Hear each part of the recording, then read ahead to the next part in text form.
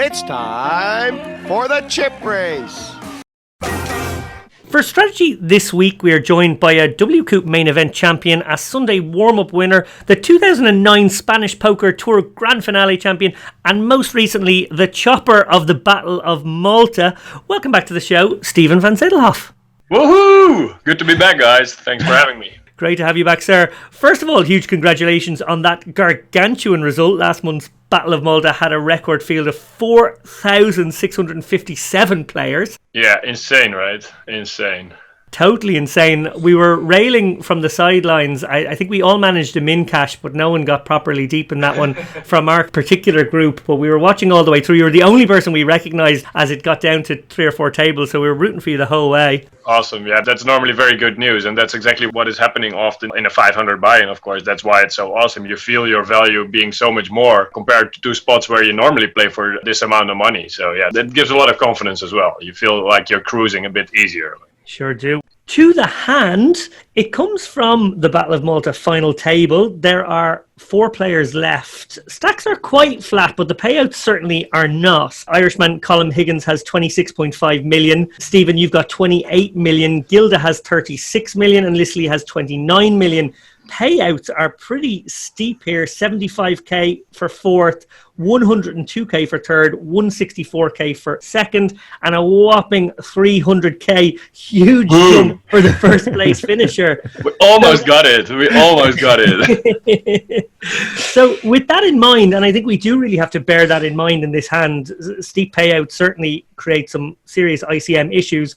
Colum raises to 1.5 million at big blind 600k.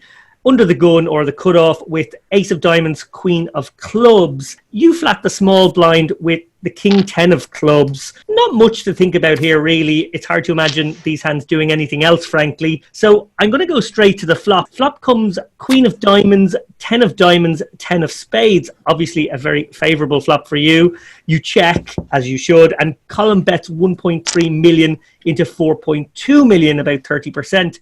You raise it to 4.8 million and Colum calls.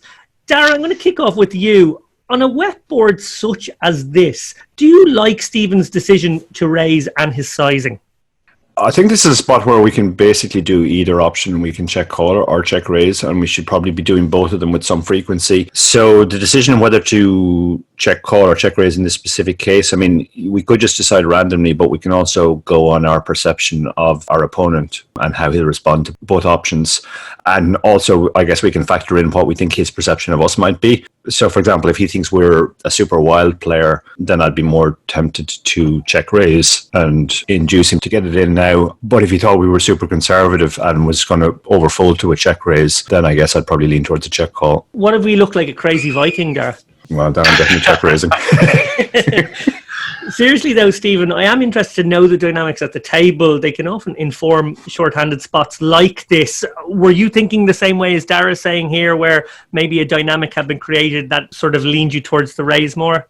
Yeah, in a way. I hadn't been particularly crazy. I don't think anyone had. The money is pretty big for everybody, so everybody was kind of naturally laddering as well. I may have been slightly more active or whatever. I was playing good poker, and it felt like, yeah, I was playing a good aggressive game. But then actually, like you say, the payouts are pretty steep, but at this point, to go from 74 to only 106, I think this is actually the last pay jump that is a bit less important, actually. People now have like 74k, that's a lot of money. This 30k will for almost nobody be life-changing money anymore because you already have 74k. And now everybody is kind of even in stacks and eyeballing the victory also, and making potential chop heads up for like 200k or whatever. So actually, I think this is the spot where everybody feels a bit more free to actually play. To translate that into hand, that doesn't necessarily mean that either of us is going crazy. I do agree that I could flat some of my 10x here as well. I did choose to raise this one for 2 reasons. First of all, I do want to unblock aces. And I also picked up like what I think was a read that he actually was quite happy with his hand. Of course, live reads are very hard to describe, but that definitely played a bit of a role.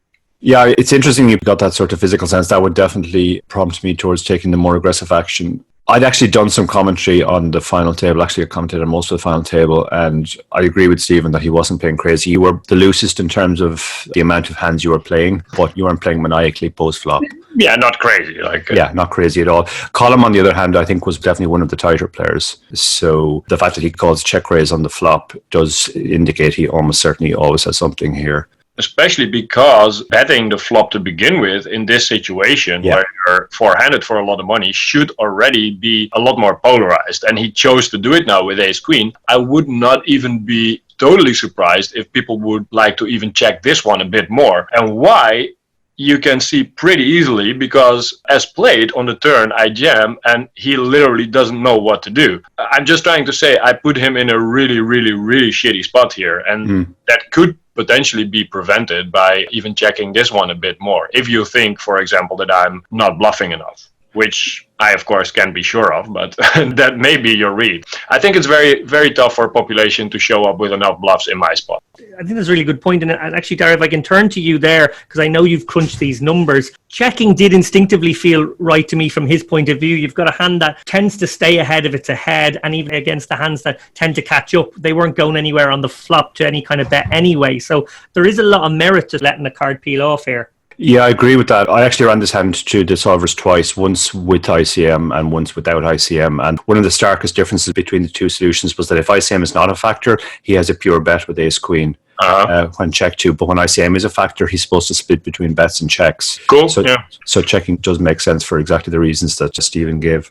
And that is still in a GTO environment where he bets optimally, where I check raise optimally, and where he defends optimally against the check raise. Those are a lot of assumptions already. Like, again, the result of this being him in a spot where on the turn he doesn't know what to do, which is in general really shitty if you have to call all in for pretty much 700 starting stacks in any tournament. Like, you kind of want to protect yourself to be in spots like that. Well, to the turn, you've sort of foreshadowed it for us somewhat. It comes what looks like a fairly inconsequential six of spades. The best hand on the flop is almost certainly still best. The pot is 13.8 million, and you do shove for effectively 19 million, all of Colum's remaining stack. All of it. You have several ways you can go here, or at least in my mind you do. You could do a sort of 40%, 45% bet of around 6 million, set up a half pot river shove of 13 million. You obviously had a sense, though, that you could get a cry call from a queen or overpair here by putting it all in. Yeah, that's exactly what happened. Like at this point, after him calling the check raise, specifically with this hand that unblocks ace queen and aces, it became really important for me to actually get the money now, because a lot of rivers, any diamond river or any straight card or whatever, like a king, will most certainly cost me the pot. I'm not going to get a penny from him, probably. I can try to make a tiny bet or whatever. So given the fact that my read was really heavy towards aces and ace queen, and those hands, I want to have all the money in the pot now. Plus, of course, combined that he would actually make the crying call. I mean, I didn't know he was going to tank for 3 minutes, but I definitely thought he was going to tank for quite a while. I'm not sure I actually have enough bluffs, but the least I thought was that they would think I would have. Well, Dara, Stephen has the king in his hand, making his opponent less likely to have one, which in turn makes King Jack a less likely holding, and a value hand much more likely. That in combination with maybe his read on Colum's physical sort of presence and happiness with his hand obviously led him to that decision. In that spot, is it cool to use the king to inform the decision to overbet shove? Yeah, I think it does. And I think specifically with Stephen's hand, again, it's going to sound repetitive, but it's something where I think in a GTO environment, we're supposed to do all of the options with some of the time. We can check, we can bet smaller to set up the river shove, or we can shove. So again, we can either randomize on that, or we can just go with our read in the specific spot as Stephen did, which I think is always the better thing to do live. Because at the end of the day, it is just one hand that we're playing against the guy, and we want to maximize value right now. The shove puts Colum in an absolutely horrendous spot. Just think about it, like you grind it for 3 days, like, oh my God. And then you have to come up on the spot within a couple minutes, like, does this Viking guy, does he really have enough bluffs? Like, you feel you're super high in your range with your ace queen, but you are probably not. And, oh man, just the feeling. And he also blocks, like, the ace of diamonds. Yeah. if I have something, you said correctly that I would not improve on the turn. I think it's safe to say I'm never check raising my sixes here. But yeah, the nut flush draw or like some kind of combo thing with diamonds on the flop does have now the nut flush draw and is one potential hand that might choose to play this way. Yeah, as I said, I ran this hand without ICM in the perfect GTO environment, where, as Stephen said, within that environment, there's the usual caveat that Stephen has to have the correct number of bluffs. And if Stephen has the correct number of bluffs, without ICM, the ace of diamonds becomes the crucial factor. With the ace queen, without the ace of diamonds, we always call the shove. And with the ace of diamonds, we always fold. So it literally is the absolutely decisive factor. With ICM, that pushes us even more towards folding. So now we still fold all of the time we have the ace of diamonds, but we also fold some of the time when we have an ace that isn't the ace of diamonds. Crazy, right? What did you give me for bluffs on the flop? Well, it's interesting that you say that, Steve, because I wanted to talk a little bit about that. And actually, maybe I've sort of given bad analysis or a bad lead in here. I said the six of spades was inconsequential, but obviously it brings a second spade. And perhaps some of you check raise bluffs on the flop are sort of backdoors, like maybe a gutter with a backdoor, and that's sort of been given more equity and maybe more reason to go for the wild play now. I'm just looking at the bluffs on the flop now. It is mostly flush draws and also hands like King Jack. King Jack makes sense, of course. Maybe a Jack 9 of spades. And Jack 9 as well, yeah. We actually have quite a lot of bluffing candidates, so we actually can't bluff them all. So we can't just check raise every single flush draw and every single straight draw. And given that Jack 9 of spades is part of our bluffing range, and that picks up equity on the turn. That one is the number one hand that I probably always play like this. Like maybe 3-bet it pre-flop. It kind of makes sense. Like flat Jack 10 suited type of hands and 3-bet this one as my bluffs. But if I flat it, which I definitely will to keep my post-flop skills in, then I'm pretty much always playing the hand exactly like this. And then I would obviously love to get a fold from ace queen. But I mean, King Jack of diamonds maybe. Yeah, going back to the turn, given that it's a turn spot rather than a river spot, that should push Colum more towards folding because you're going to pick good hands to bluff with and they're going to have equity when called. Oh, yeah. For sure. I'm never all in with like a Jack 9 off here because I don't have it. So and because I'm not check raising. Yeah, exactly.